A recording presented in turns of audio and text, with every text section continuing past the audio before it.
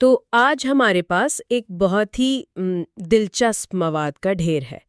یہ ایک ایسے ادارے کے بارے میں ہے جس پر حال ہی میں کچھ بہت سنگین الزامات لگائے گئے ہیں، جی اور دوسری طرف اس ادارے کی طرف سے ان الزامات کے تفصیلی جوابات بھی ہیں۔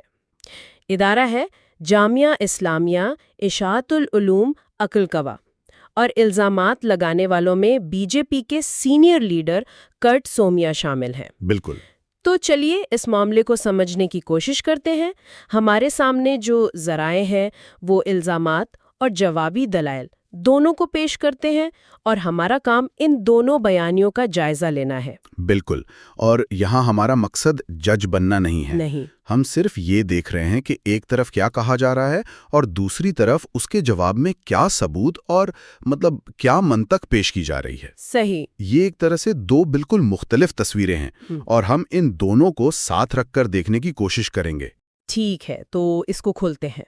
سب سے پہلا الزام جو شاید سب سے بنیادی ہے وہ یہ ہے کہ یہ ادارہ اسکول اور کالج کی آڑ میں ایک مدرسہ چلا رہا ہے، یعنی جو دکھایا جا رہا ہے وہ اصل میں ہے نہیں۔ دلچسپ بات یہ ہے کہ ذرائع اس الزام کو سرے سے ہی غلط قرار دیتے ہیں۔ اچھا؟ ان کا کہنا ہے کہ یہ کوئی چھپی بھی بات نہیں، جامعہ کی شروعات ہی ایک مدرسے کے طور پر ہوئی تھی۔ 1979 میں عقل-قوا کی ایک چھوٹی سی مسجد میں صرف 6 بچوں کے ساتھ۔ صرف 6 بچوں سے؟ جی، اور یہ ادارہ تقریباً 14 سال تک خالصتاً ایک دینی مدرسے کے طور پر ہی کام کرتا رہا۔ 14 سال؟ جی، جدید تعلیم کا سلسلہ تو بہت بعد میں 1993 میں شروع ہوا، جب مولانا غلام استانوی صاحب نے وہاں پہلا ITI یعنی انڈسٹریل ٹریننگ انسٹیٹیوٹ قائم کیا۔ اچھا؟ تو ذرائع کے مطابق یہ کہنا کہ اسکول کی آڑ میں مدرسہ چل رہا ہے، یہ تاریخ کو الٹا پڑھنے کے مترادف ہے۔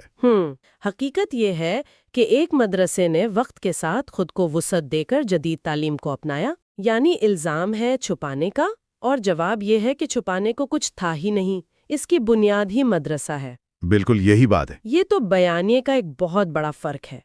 اچھا، تو تاریخی طور پر یہ الزام کمزور لگتا ہے کہ مدرسے کو چھپایا جا رہا ہے، لیکن تاریخ سے ہٹ کر ایک اور حساس معاملہ زمین کا ہے۔ ذرائع اس الزام کے بارے میں کیا کہتے ہیں کہ یہ ادارہ قبائلیوں کے زمین پر بنایا گیا ہے؟ جی، یہ ایک بہت سنگین الزام ہے، خاص طور پر اس علاقے کے حوالے سے۔ بالکل۔ اس کے جواب میں ادارے کے ذرائع 2 باتیں کہتے ہیں۔ پہلی یہ کہ جب ادارہ پھیلنا شروع ہوا تو ابتدائی 10 ایکڑ زمین مقامی مسلمان خاندانوں نے عطیہ کی تھی۔ ٹھیک ہے۔ اور جہاں تک موجودہ 90 ایکڑ کیمپس کا تعلق ہے، ان کا دعویٰ ہے کہ اس میں 1 انچ زمین بھی کسی آدیواسی سے نہیں لی گئی۔ وہ اس بات پر بہت زور دیتے ہیں۔ لیکن وہ صرف اس الزام کی تردید ہی نہیں کرتے، ہمارے ذرائع میں کچھ اور بھی لکھا ہے۔ جی بالکل، وہ اس سے ایک قدم آگے بڑھ کر کہتے ہیں کہ ادارہ صرف ان کی زمین پر نہیں بنا، بلکہ وہ آدیواسی برادری کی فعال طور پر مدد کر رہا ہے۔ کس طرح سے؟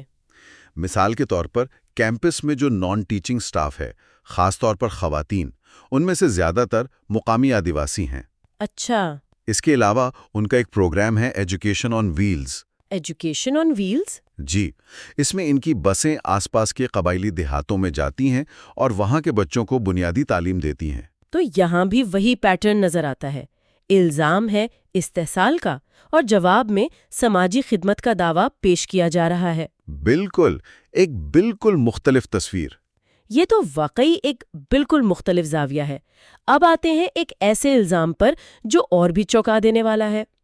کہا گیا کہ وہاں موجود یونانی میڈیکل کالج اور السلام ہاسپٹل فرضی ہیں، اور جب انسپیکشن ہوتا ہے تو جعلی مریض بھرتی کیے جاتے ہیں۔ جی، یہ تو سیدھا سیدھا فراڈ کا الزام ہے۔ اور یہاں جو تفصیلات دی گئی ہیں وہ اس الزام کو بہت سنجیدگی سے چیلنج کرتی ہیں۔ ذرائع کے مطابق احمد غریب یونانی میڈیکل کالج 1996 میں قائم ہوا تھا۔ کافی پرانا ہے۔ جی، اسے CCIM اور وزارت آیوش جیسے مرکزی سرکاری اداروں سے باقاعدہ منظوری حاصل ہے۔ یہ کوئی کل نہ پرسوں کا کالج نہیں، یہاں سے اب تک 1000 سے زیادہ ڈاکٹر فارغ و تحصیل ہو چکے ہیں۔ 1000 سے زیادہ؟ لیکن اس کے کام کرنے کا سب سے ٹھوس ثبوت کیا پیش کیا گیا ہے؟ سب سے ٹھوس ثبوت کووڈ-19 کی وبا کے دوران کا ہے۔ اچھا۔ ذرائع بتاتے ہیں کہ 2020 میں جب پورے ملک میں لاک ڈاؤن تھا اور نندربار ضلع انتظامیہ کو ڈاکٹروں کی شدید کمی کا سامنا تھا، तो उस वक्त के डिस्ट्रिक्ट कलेक्टर ने इसी फर्जी कॉलेज से मदद मांगी थी। इसी कॉलेज से? जी, इसी कॉलेज के तलबा ने रेलवे स्टेशन पर बने कोविड आइसोलेशन वार्ड्स में अपनी जान खतरे में डालकर महीनों तक खिदमत अंजाम दी। 1 मिनट, ये बात तो बहुत मजबूत है। यानी एक तरफ फर्जी होने का इल्जाम और दूसरी तरफ एक कौमी बहरान में सरकारी तौर पर इसी इदारे से मदद ली जा रही है। जी, ये दो बातें एक साथ सच नहीं हो सकती। ये तो बहुत बड़ा तजाद है। बिल्कुल। और यही वो नुक्ता है जो ज़राए बार बार उठा रहे हैं कि इल्जामात और ज़मीनी हकीकत में बहुत बड़ा फ़र्क है। ठीक है, अब जरा आदादो शुमार की तरफ आते हैं, क्योंकि यहाँ भी कुछ बड़े दावे किए गए हैं। जी, एक इल्ज़ाम ये है कि इदारे में 11,800 तलबा हैं, जिनमें से 11,000 बिहार से हैं और महाराष्ट्र के 500 भी नहीं। और उसके साथ ही 100 करोड़ रुपए की गैर मुल्की फंडिंग का धमाका खेज इल्ज़ाम भी है। पहले तुलबा की बात कर लेते हैं। ज़राए उन आदादो शुमार को दुरुस्त करते हैं। अच्छा? उनके मुताबिक दीनी तालीम के शोबे में तकरीबन 9,300 तुलबा हैं और उनमें से 1,200 महाराष्ट्र से हैं, 500 से कम नहीं।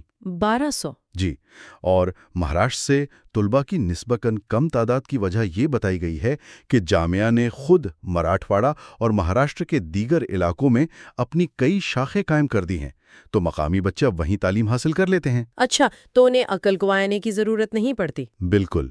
ये तो बहुत बड़ी रकम है। जी, और यहाँ कहानी और भी दिलचस्प हो जाती है। इल्ज़ाम 100 करोड़ से शुरू हुआ, लेकिन बाद में ईडी यानी इन्फोर्समेंट डायरेक्टोरेट, जी, ईडी, जो माली बेज़ाब्तगियों की तहकीकात करने वाला मरकजी इदारा है, उसकी प्रेस रिलीज में 406 करोड़ रुपए की फॉरेन फंडिंग का जिक्र आया। ये एक बहुत बड़ी सनसनीखेज रकम है। 406 करोड़? जी, लेकिन इसके बाद क्या हुआ? यहीं पर सबसे बड़ा सवाल या निशान है।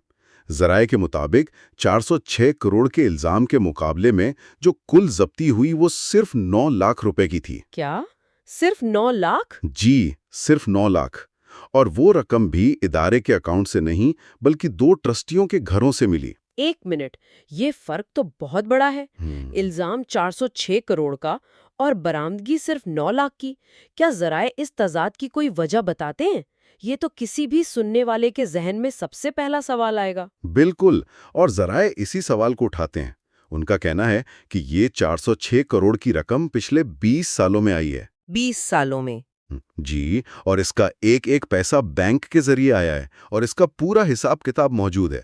वो इस रकम को इदारे के वसी फलाही कामों से जोड़ते हैं। जैसे कि? मिसाल के तौर पर बहार और मध्य प्रदेश में सैलाब मुतासरीन के लिए अमदादी काम, हज़ारों की तादाद में मुफ्त आंखों के ऑपरेशन, एक जदीद डायलिसिस सेंटर जहां बहुत कम कीमत पर इलाज होता है, और गरीबों के लिए हज़ारों घरों की तामीर।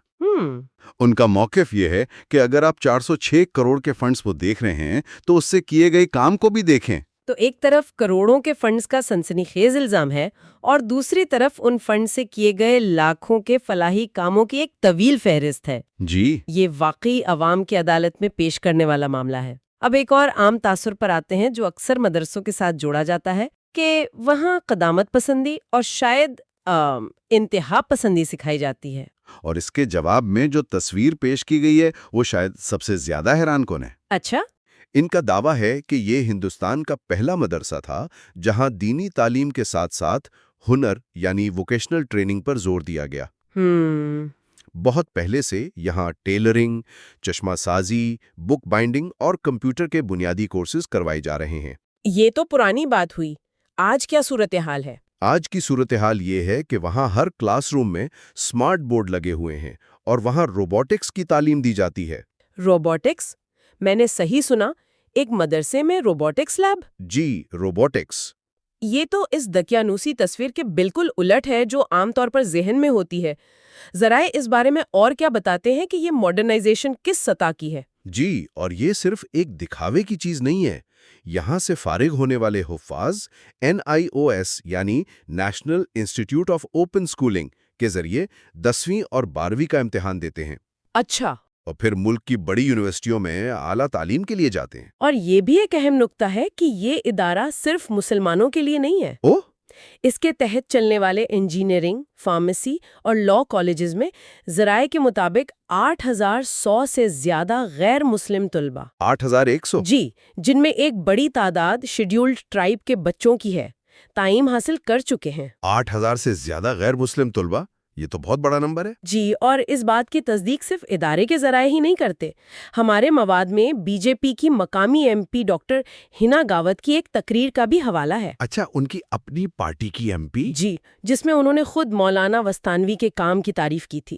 انہوں نے ایک واقعہ سنایا کہ وہ پیرس میں تھیں اور ایک شخص نے ان سے کہا کہ میں نندوربار کو تو نہیں جانتا، لیکن عقل کوہ کو جانتا ہوں کیونکہ میرا بھائی وہاں پڑھتا ہے۔ واہ! یہ بات ادارے کی رسائی اور اس کی مخلوط نوعیت کو ظاہر کرتی ہے۔ یہ تو ادارے کی ایک ایسی تصویر ہے جو الزامات سے بالکل میل نہیں کھاتی، لیکن کچھ اور مخصوص الزامات بھی ہیں، ان پر بھی بات کر لیتے ہیں۔ جی۔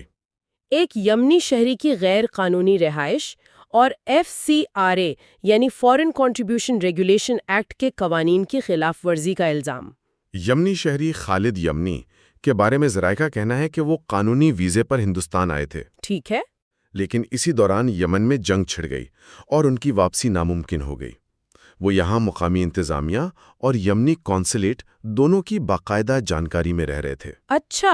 جہاں تک ان کے بچوں کے آدھار کارڈ کا معاملہ ہے تو ذرائع کا کہنا ہے کہ آدھار کارڈ رہائش کا ثبوت ہے، شہریت کا نہیں، صحیح۔ اور یہ تعلیم حاصل کرنے کے لیے ضروری تھا۔ اور کشمیر میں کسی تنظیم کو پیسے بھیجنے کا کیا معاملہ ہے؟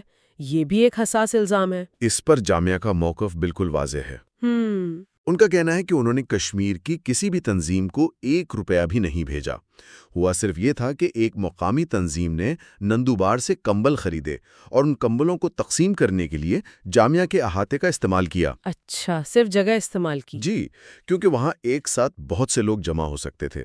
ان کا دعویٰ ہے کہ ان کمبلوں کی خریداری کے تمام بل اور رسیدیں نندوبار کی دکانوں کی ہیں اور وہ موجود ہیں۔ آخر میں ایک اور بات جو ذرائع نے خاص طور پر اجاگر کی ہے وہ ادارے کی قوم پرستی سے متعلق ہے۔ جی، وہ بتاتے ہیں کہ 15 اگست اور 26 جنوری جیسے قومی تہوار یہاں انتہائی شان و شوکت سے منائے جاتے ہیں۔ اچھا۔ ایک ساتھ 14,000 بچے قومی ترانے کے لیے کھڑے ہوتے ہیں اور ترنگے کو سلامی دیتے ہیں۔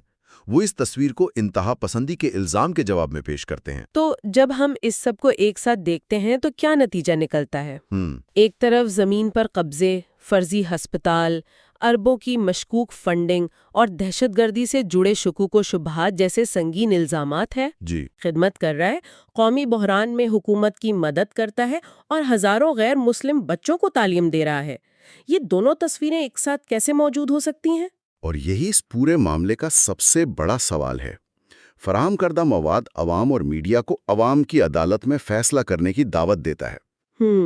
یہاں سوچنے کی بات صرف یہ نہیں ہے کہ اس خاص کیس میں سچ کیا ہے اور جھوٹ کیا، بلکہ ایک بڑا سوال ہمارے سامنے رکھتا ہے کہ جب کسی بھی ادارے، چاہے وہ کسی بھی کمیونٹی کا ہو، پر الزامات لگائے جاتے ہیں تو صرف سنسنی خیز سرخیوں سے آگے بڑھ کر حقائق کی تہہ تک پہنچنے کی ذمہ داری کس کی ہے؟